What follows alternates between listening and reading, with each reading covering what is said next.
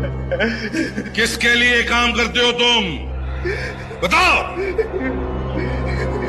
Sir मैं काम ही नहीं करता हूँ कुछ। या तो विन है या फिर लन है। और कल न्यूजीलैंड ने पाकिस्तान को एक बहुत बड़ा लन दे दिया है।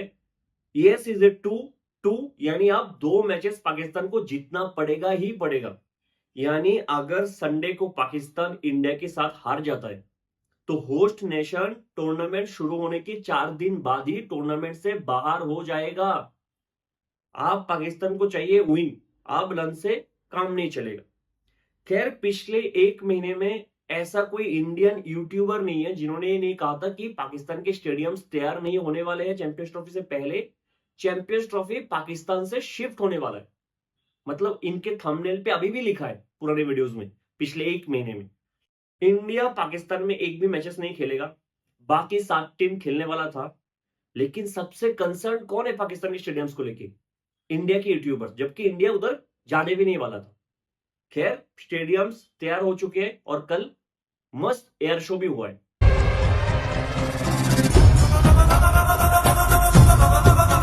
खैर अब मैं कहां से शुरू करूं, किससे शुरू करूं, मुझे समझ में नहीं आ रहा है। ग्लेन फिलिप्स के बारे में पहले बात करूं, मिचेल सेंटर के बारे में बात करूं, या फिर बाबर आजम के आउटस्टैंडिंग बैटिंग परफॉर्मेंस के बारे में पहले बात करूं? तीनों ही बहुत इंप्रेसिव थे कल के दिन। But let's address the elephant in the room, Babar Azam. अभी रिसेंटली इसी हफ्ते में किसी एक्स क्रिकेटर ने कहा है कि जिस स्पीड से बाबर आजम ने ओडीआई क्रिकेट पे 6000 रन बनाया है, जिस स्पीड से, वो फेनोमिनल है, वो आउटस्टैंडिंग। और मैं मानता हूं, मैं हमेशा कहता हूं कि बाबर आजम की बैटिंग टेक्निक, पोस्चर, टेम्परामेंट, उस पर कोई डाउट होना ही नहीं चाहिए। वो कैसा बैट्समैन है उस पर कोई डाउट है ही नहीं। डाउट है उसके माइंडसेट और उसकी इंटेंट पे, कि जब आपसे चाहिए, जो आपसे चाहिए, क्या तब आप वो डिलीवर करते हो? नहीं कर पाते हो। मैं नहीं कह रहा हूं कि एंकरिंग करना गलत है।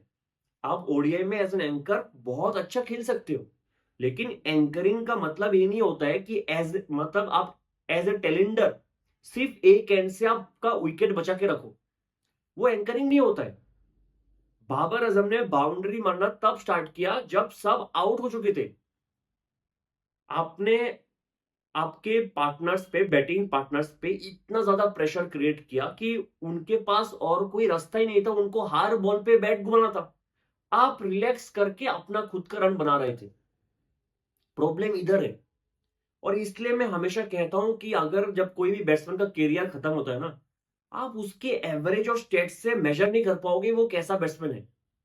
बाबर आजम का शायद ओडीआई और टी20 या टेस्ट तीनों फॉर्मेट में होगा, हो सकता है कि स्टेट्स शानदार हो। हमेशा ये सोचना चाहिए कि उसका इंपैक्ट क्या था करियर का, उसके करियर में इंपैक्टफुल नॉक्स क्या थे। एक एग्जांपल देता हूं युवराज सिंह का, है ना। युवराज सिंह का ओडीआई का एवरेज कितना है? If I am not wrong कुछ 35-36 के आसपास है। ठीक है। एक जनरेशन बाद के बच्चे अगर युवराज सिंह का स्टेट्स देखेगा ना, जिन्होंने युवराज सिंह को खेलते हुए कभी नहीं देखा, कहेंगे अरे क्या एवरेज है, 36 का एवरेज ओडीआई में। आजकल तो बॉलर्स भी इससे बेटर एवरेज के साथ ओडीआई में बैटिंग करता है। लेकिन उनको ये पता नहीं है ना, जो इंपैक्ट युवराज सिंह ने ओडीआई क्रिकेट में छोड़ा है, वो बहुत बहुत मतलब गिन चुन के कुछ प्लेयर्स होंगे, तो उसका इंपैक्ट बहुत था। 36 के एवरेज से युवराज सिंह के करियर को मेजर कर ही नहीं पाओगे।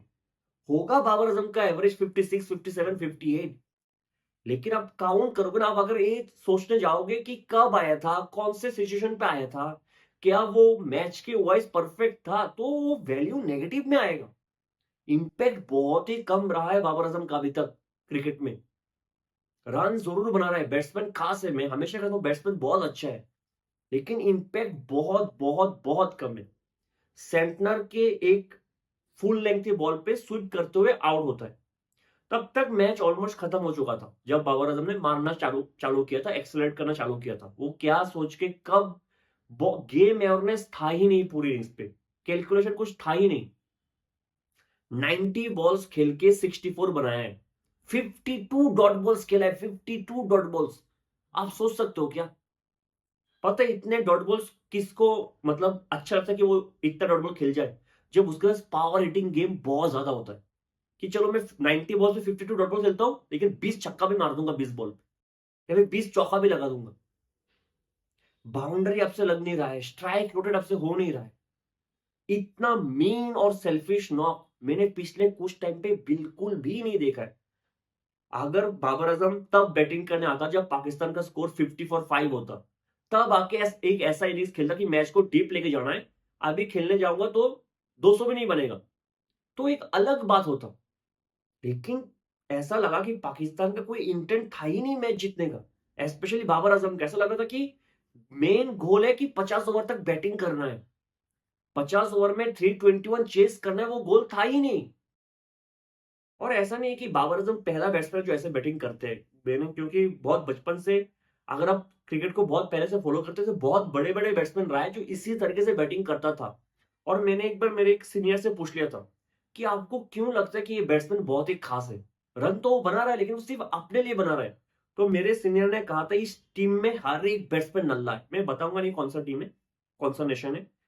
मेरे सीनियर ने बहुत क्लियर कट कहा था कि इस टीम में हर एक बैट्समैन नल्ला है, इनसे किसी से रन नहीं बनेगा, सिर्फ एक ही ये है जो रन बना के जाएगा। तो उससे क्या होता है कि एटलीस्ट ऐसा लगता है कि हम क्रिकेट तो खेल रहे हैं, हम बैटिंग तो कर रहे हैं। उसके बैटिंग की वजह से हम एक रेस्पेक्टेबल टोटल तक पहुंच जाते हैं। एटलीस्ट उसको बैटिंग करने दे, चाहे वो अपने लिए रन बना रहे। बट फास्ट फॉरवर्ड हो गए क्रिकेट बहुत, अभी वो जमाना नहीं रहा है कि आप एक रेस्पेक्टेबल टोटल का सोच रहे हो। आप ये सोच रहे हो कि चलो मैं तो रन बना लेता हूं, एटलीस्ट हमारा टीम अच्छा दिखेगा। ये टीम अच्छा है, लेकिन माइंडसेट को अच्छा करना पड़ेगा, आपको जीत के पीछे भागना पड़ेगा। आप थोड़ा सा मैच पे आते हैं और ये समझने की कोशिश करते हैं कि पाकिस्तान और न्यूजीलैंड के बीच पूरे मैच पे डिफरेंस क्या था। It's not only about Babar Azam. ठीक है, पाकिस्तान पहले टॉस जीत के फील्डिंग लेता है, उनको लगा बाद में ड्यू आएगा। ठीक है, आउटफील्ड बहुत ही फास्ट था, मतलब बॉल बुलेट की तरह भाग रहा था, आपको बस बॉल को गाइड कर रहा था गैप पे। ठीक है, पाकिस्तान की प्लेइंग इलेवन में जो मुझे पसंद नहीं आया कि कमरान गुलाम नहीं था, साउथ शकील था, जो मेरे समझ से बाहर था। जो मेजर डिफरेंस था वो था कैप्टेंसी का, स्ट्रेटेजी का, बॉलिंग रोटेशन का और स्पिनर्स का। पाकिस्तान स्पिन को पहले 6 ओवर में इंट्रोड्यूस करता है, जो अच्छा डिसीजन था। अब्दुल अहमद 6 ओवर में आया था और अगले ओवर में उसने विकेट भी ले लिया था। लेकिन उसके बाद जो बॉलिंग रोटेशन था, बहुत ही डिस्टॉर्टेड बॉलिंग रोटेशन था। कभी इस एंड से खुशदिल, कभी उस एंड से हैरिस रॉफ, कभी इस एंड से नसीम शाह, कभी शाहीन शाह, कभी अबरार। फिर लास्ट के 10 ओवर में फिर से स्पिनर्स आ गए थे। न्यूजीलैंड ने क्या किया? न्यूजीलैंड ने पहले 12 ओवर में 6 ओवर विलियम उरुर को दिया, 5 ओवर मैट हेनरी को दिया, 1 ओवर ब्रेसवेल का था। फिर 13 से लेकर 30th ओवर तक, यानी ये जो 18th ओवर है, लगातार 18 ओवर्स, 18 ओवर सिर्फ स्पिनर्स ने डाला है न्यूजीलैंड के। लगातार, बीच में एक भी ओवर 13 से लेकर 30th ओवर तक पेस ने नहीं डाला। और जब उनके फ्रंटलाइन स्पिनर थे मिचेल सेंटर, वो सबसे लेट बॉलिंग करने आया था। एक एंड से ग्लेन फिलिप्स, दूसरे एंड से ब्रेसवेल, दोनों राइट आर्म ऑफ स्पिनर। क्यों? क्योंकि फखर जमान था, उसका विकेट लेना जरूरी था। जैसे फखर जमान आए, आउट हुआ, तभी मिचेल सेंटर आ गया था। ये होता है कैप्टेंसी, ये होता है स्ट्रेटेजी, कि मतलब कोई चांसेस दिया ही नहीं है फखर जमान को भी कि एक लेफ्ट हैंडेड स्पिनर को मार दे। सेंटनर आया ही नहीं बॉल डालने, जबकि वो मेन स्पिनर है उस टीम का। वो 18 ओवर में स्पिनर्स के ना पाकिस्तान से स्ट्राइक रोटेशन हुआ, ना पाकिस्तान ने मारने का ट्राई भी किया। कुछ रिस्क पाकिस्तान ने लिया ही नहीं, मैच उधर ही खत्म कर दिया था न्यूजीलैंड ने। उनके 3 स्पिनर्स ने मिलके मिडिल ओवर पे मैच को खत्म कर दिया था। दूसरा जो मेजर डिफरेंस था वो था फील्डर्स का, फील्डिंग का। पाकिस्तान की फील्डर्स ग्राउंड कवर करने में बहुत स्लो थे। इनफैक्ट रिजवान चिल्ला चिल्ला के कह रहा है कि बॉल के पीछे भाग तो सही, भाग ही नहीं रहा है। दूसरा और जो घटिया चीज फील्डिंग पे किया पाकिस्तान के फील्डर्स ने, जो आउटफील्ड में थे, जो बाउंड्री रोप में थे, पता नहीं उनको ऐसा क्यों लगा कि वो न्यू स्टेडियम में, शायद इसलिए लगा कि वो इंग्लैंड या ऑस्ट्रेलिया में खेल रहे, रोप से 5-6 हाथ अंदर खड़े थे। ऐसा बहुत बार मौका बना जब will young, Glenn Phillips, Tom Latham out हो सकते थे, बॉल सिर्फ रोप को छू के छक्का हुआ है। अगर फील्डर रोप के पास खड़ा होता तो हाथ में बॉल जाके गिरता, कैच आउट होता। लेकिन फील्डर्स कहां खड़े थे? 6-7 हाथ अंदर। एक एक मिस्टेक था फील्डिंग पे। और एक जो मिस्टेक था कि 30 यार्ड सर्कल में भी फील्डर्स थे पाकिस्तान के, वो एग्जैक्टली वो 30 यार्ड की लाइन पे खड़े थे। उससे क्या हो जाता है, स्ट्राइक रोटेशन इजी हो जाता है कि आप सॉफ्ट हैंड से खेल के भाग जाओ। दूसरा, दो फील्डर्स के बीच गैप बहुत बढ़ जाता है जब आप एग्जैक्टली सर्कल पे खड़े रहो, 38 के सर्कल पे। सेंटर ने क्या किया, सेंटर ने आपके फील्डर्स को कहां पे रखे हैं? जो 30 सर्कल के फील्डर्स थे न्यूजीलैंड के, वो बहुत ही सामने खड़ा था। पॉइंट इतना अंदर खड़ा था, कवर का फील्डर इतना अंदर खड़ा था। मतलब इससे क्या होता है, आप एक तो बॉल के एंगल को काटना बहुत इजी हो जाता है। आप कहीं भी मारो, क्योंकि आप बहुत पास हो, आप लेफ्ट और राइट डाइव करके बॉल को रोक सकते हो, उस एंगल को बढ़ने से आप रोक सकते हो। दूसरा, दो फील्डर के बीच गैप भी कम हो जाता है। आप जितना पीछे रहोगे, बॉल को ट्रैवल करने का उतना टाइम मिलता है, उतना मोमेंटम मिलता है, उतना एंगल करके बॉल आपसे दूर जाता रहता है। क्योंकि 30 के फील्डर बहुत ही पास खड़े थे, पाकिस्तान को ना स्ट्राइक रोटेशन में हेल्पफुल हुआ, ना गैप ज्यादा मिल रहा था। इतने फुलर लेंथ की बॉल भी आपको देखना चाहिए कि फकर जमान जब बैटिंग कर रहा था, सॉरी साउथ शकील जब बैटिंग कर रहा था, जब बाबर आजम बैटिंग कर रहा था, रिजवान बैटिंग कर रहा था, उनको सिंगल नहीं मिल रहा था। वो तरस रहे थे सिंगल के लिए, क्योंकि फील्डर 38 की फील्डर्स भी बहुत आगे खड़े थे। ये डिफरेंस है फील्डिंग का। इनफैक्ट जो रिजवान का कैच ग्लेन फिलिप्स ने पकड़ा है, वो इसलिए पॉसिबल था, एक तो क्योंकि वो ग्लेन फिलिप्स था, दूसरा इसलिए पॉसिबल था क्योंकि वो बहुत ही आगे खड़ा था पॉइंट पे। अगर ग्लेन फिलिप्स उस बॉल पे एग्जैक्टली 30 सर्कल सर्कल पे खड़ा होता ना, उस लाइन पे, तो बॉल एंगल होके उसके लेफ्ट से बहुत दूर चला जाता, वो चौका मिल जाता उसको। क्योंकि वो आगे खड़ा था, वो एंगल को काट लिया, और बेहतरीन कैच था। ग्लेन फिलिप्स क्या फील्डर है, मुझे तो सच में लगता है कि वो जडेजा से बेटर फील्डर है। एक चीज जो ग्लेन फिलिप्स शायद थोड़ा सा पीछे रहता है जडेजा से, कि उसके जो आउटफील्ड से थ्रो आता है, शायद उतना रॉकेट थ्रो नहीं होता, लेकिन ग्राउंड कवर ऑलमोस्ट जडेजा से बेटर करते हैं। Left right dive almost Jadeja से बेटर करते हैं। कहीं भी उसको फील्डिंग पे रख लो, वो उधर इतने अच्छा फील्डिंग करते हैं, गली पे, पॉइंट पे, स्लिप पे, आउटफील्ड पे। क्या प्लेयर है, ऐसा कुछ नहीं है जो ग्लेन फिलिप्स को आता नहीं है। बैटिंग करने आया, 39 बॉल 61, 156 का स्ट्राइक रेट। बॉलिंग डालने आया, हालांकि अगर आप अभी स्कोर कार्ड देखोगे तो लगेगा कि 9 ओवर पे 63 रन दे दिया, लेकिन जो बीच वाला फेस था ना, बहुत अच्छा कंट्रोल किया था ग्लेन फिलिप्स ने। फकर जमान को ऑलमोस्ट आउट भी कर दिया था, वो कैच छूट गया डेवन कॉनवे से।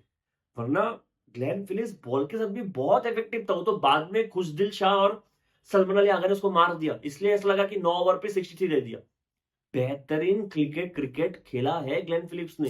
बॉलिंग रोटेशन और फील्डिंग के बाद जो थर्ड मेजर डिफरेंस था दोनों टीम के बीच, वो था batting power play. First power play में जिस तरीके से दोनों टीम ने बैटिंग किया है, पाकिस्तान ने पहले 10 ओवर पे सिर्फ 22 रन बनाया था, 2 विकेट खोके, जबकि दो ही फील्डर्स बाहर होते उस ग्राउंड पे, आउटफील्ड इतना फास्ट था, फिर भी 22 रन बनाए। 2 विकेट न्यूजीलैंड ने भी खोया था, लेकिन न्यूजीलैंड ने फिर भी 48 रन बनाया था। विल यंग एक ऐसा मोमेंट नहीं है जहां पे लगा कि वो शेल पे चला गया। इसमें है ना, पावर प्ले में जो पाकिस्तान ने 22 रन बनाए, उस पर एक मेजर डिफरेंस था, क्योंकि फकर जमान ओपनिंग करने नहीं आया था। वो फील्डिंग के टाइम इंजर्ड हो गया था, बाहर था, इसलिए उसको ओपनिंग करने का मौका नहीं मिला, थोड़ा बाद आना पड़ा। इधर एक मेजर लॉस पाकिस्तान को हुआ है, क्योंकि अगर फकर जमान ओपनिंग करने आता, स्कोर 22 तो कभी नहीं होता, इससे ज्यादा ही होता। ठीक है, ओपनिंग करने कौन आया था? साउथ शकील। भाई साहब, इस बैट्समैन के पास cut shot, late cut shot, late cut और कट है ही नहीं इसकी डिक्शनरी पे, उसको पता ही नहीं होता क्या है। इतने सारे बॉल्स उसको मिला था कट करने के लिए, उससे हुआ ही नहीं। इनफैक्ट जिस बॉल पे वो आउट हुआ है, वो भी कट का बॉल था जो सीधा ऊपर खड़ा कर दिया है। 19 बॉल्स खेल के 6 रन, मतलब एक once in a generation talent आया था पाकिस्तान के पास, सैम आयूब। बच्चा बहुत ही बेचारा, बहुत ही गलत टाइम पे इंजर्ड हुआ है, इसको कोई रिप्लेस कर ही नहीं पाएगा। और साउथ शकील तो आसपास भी नहीं है, आसपास भी नहीं है। मतलब कैसे भी करके फकर जमान को ओपनिंग करना ही पड़ेगा, वरना इनसे होगा ही नहीं। एक चीज जो मुझे बहुत अच्छा लगा है कि मिचेल सेंटर अभी न्यूजीलैंड का कैप्टन है, क्योंकि हमेशा अंडर द रेडर चला जाता है, चाहे वो न्यूजीलैंड के लिए हो, चाहे वो आईपीएल में हो। जितना हाइप उसको मिलना चाहिए, उसका 5% उसको नहीं मिलता है। आप क्योंकि कैप्टन है, थोड़ा बहुत बात होगा उसके बारे में। और अभी क्योंकि अल्लाह गजनफर इंजर्ड हो चुका है, आईपीएल भी नहीं खेलेगा, तो मुंबई के लिए हो सकता है कि हर एक मैच खेलेगा, जो सेंटर के लिए बहुत अच्छा है, बहुत अच्छा है। मतलब टॉप नॉच फील्डर है, बैटिंग बहुत डिसेंट बैटिंग करता है, ओडीआई और टेस्ट में टॉप नॉच बॉलर है। कल कैप्टेंसी भी टॉप नॉच था, जिस तरीके से बॉलिंग रोटेशन था, जिस तरीके से फील्ड सेट था, ऊपर से आके 3 विकेट लेना, बेहतरीन प्लेयर है, ऑलमोस्ट एक कंप्लीट क्रिकेटर है मिचेल सेंटनर। आप थोड़ा सा शुरू से शुरू करते हैं। अब्रार अहमद अपने दूसरे ओवर पे एक सीम अप डिलीवरी डालता है, जहां पे कॉनवे बैकफुट पे खड़ा रहेगा। अब जैसे कि एक पेसर आके सीम के साथ एक बॉल डालता है आउट स्विंगर लेफ्ट हैंडेड के लिए, सेम डिलीवरी था, स्लाइडर था, बॉल गिर के बाहर गया, क्लीन बोल्ड। अगले ओवर पे नसीम शाह के बेहतरीन बॉल डालते हैं, shot of the good length, जो देख के लगा कि एंगल के साथ अंदर आएगा, और केन विलियमसन एंगल के साथ अंदर आने वाले बॉल के लिए खेल रहा था। बॉल गिर के सीधा निकला आउटसाइड एज, और रिजवान का एक अच्छा कैच था। फिर उधर रिजवान से अच्छा कैप्टनसी भी था। जब डेरेल मिचेल आया, एक शॉट लेग रखा कि डेरेल मिचेल को सिर्फ बाउंसर और शॉर्ट बॉल डालेंगे, और हैरिस आके डेरेल मिचेल को शॉर्ट बॉल पे ही आउट करता है। लेकिन उसके बाद टॉम लेथम और विल यंग के बीच जो एक पार्टनरशिप हुआ, 118 रन का पार्टनरशिप, उस पार्टनरशिप में विल यंग पेसर्स को हैंडल कर रहे थे, टॉम लेथम स्पिनर्स को। टॉम लेथम इतना क्लीन स्वीप शॉट खेलते हैं ना, जो लेंथ को पिक करते हैं, परफेक्ट लेंथ को पिक करता है। बेहतरीन क्रिकेट खेला है टॉम लेथम ने स्पिन के अगेंस्ट। विल यंग पेस को बहुत अच्छा हैंडल किया, और विल यंग का बहुत इंटरेस्टिंग करियर जा रहा है इस साल। पिछले कुछ महीने अगर आप देखो, जो इंडिया वर्सेस न्यूजीलैंड का टेस्ट सीरीज था, वो प्लेइंग 11 में नहीं होता अगर केन विलियमसन इंजर्ड नहीं होता। क्योंकि केन विलियमसन इंजर्ड था, तो विल यंग को मौका मिला, और शायद उस सीरीज पे विल यंग टॉप स्कोरर थे India versus New Zealand test series पे। फिर इधर भी वो इसलिए खेल रहा है क्योंकि रचिन रविंद्र फिट नहीं है, और आके सेंचुरी मार सकता है, 107 रन, ब्रिलियंट पुल शॉट बहुत अच्छा खेलता है, शॉर्ट बॉल को बहुत अच्छा पिक करता है। एक जो गलती फिर से मुझे लगता है कि रिजवान के कैलकुलेशन पे हुआ है, अब्रार अहमद के ओवर्स को पहले ही खत्म कर सकते थे, लेकिन लास्ट तक लेके आया। अब्रार अहमद का ये कि पहला 9 ओवर बहुत अच्छा लगा, पहले 9 ओवर्स में शायद 31 रन दिया था। अब जो लास्ट ओवर डालना है ना, क्योंकि तब तक फिलिप्स और लेथम दोनों सेट हो गए थे, मतलब दोनों सिर्फ मार ही रहे थे, तब वो अपना लास्ट ओवर डालना है। 3 खराब बॉल डाला, तीनों डाउन द लेग, मतलब अगर आंख बंद करके बैट्समैन घुमाता तो भी बाउंड्री मिलता। उस ओवर पे 16 रन आया था, पहले 9 ओवर पे 31, आखिरी ओवर पे 16, 10 ओवर में 47, एक ओवर में पूरा स्पेल को खराब कर दिया। Tom Latham 118 run, brilliant knock, और he can be a threat to India as well, क्योंकि जिस लेंथ को जिस तरीके से पिक करता है ना स्पिनर्स को, बहुत अच्छा बैटिंग इंडिया के साथ भी वो कर सकता है टॉम लेथम। ग्लेन फिलिप्स तो जहां पे मारा था वहां पे छक्का है। एक जो फ्लैट पुल शॉट पे छक्का मारा था, फ्लैट छक्का, नसीम शाह का बॉल शायद has to be the shot of the day. Shaheen Shah Afridi पूरे मैच पे बहुत ही डल लगे मेरे हिसाब से, कुछ वेरिएशन और देखने को नहीं मिला, शुरू में कोई स्विंग नहीं मिला, स्लोअर वंस इफेक्टिव नहीं है, यॉर्कर्स तो डाला ही नहीं किसी ने। पाकिस्तान ने यॉर्कर्स के नाम पे सिर्फ लो फुल टॉस डाला है। लास्ट के 10 ओवर पे 113 रन बनाया न्यूजीलैंड ने, 320 उस पिच में बहुत बड़ा टोटल था। इसके बाद जब पाकिस्तान चेस करने आता है, हमने ऑलरेडी डिस्कस किया है कि साउथ शकील से बैटिंग हो नहीं रहा था, इंटेंट किसी भी बैट्समैन के पास नहीं था, स्पिनर्स के अगेंस्ट स्ट्राइक भी रोटेट नहीं हो रहा था। मिडिल ओवर पे पूरा गेम न्यूजीलैंड को दे दिया।